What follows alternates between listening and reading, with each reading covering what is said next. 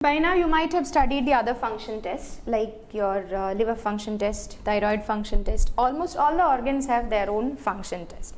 That means function tests, they are actually a group of tests which are done in order to assess the proper functioning of a particular organ.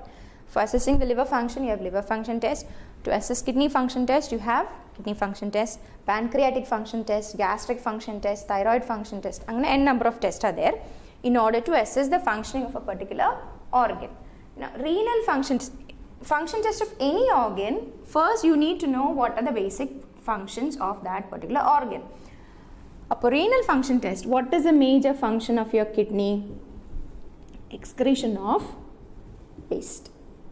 Okay, that is the first major function of kidney, excretion of the waste components that are produced in a body. It is excreted through urine. Then maintenance of pH, water and electrolyte balance, production of erythropoietin, renin, etc. Okay, so these are some of the functions of kidney. So based on this you will assess if all this is working properly, you can say that your kidney is functioning properly. Like you learn in a liver function test, you will learn first the functions of liver, like detoxification, synthesis of proteins.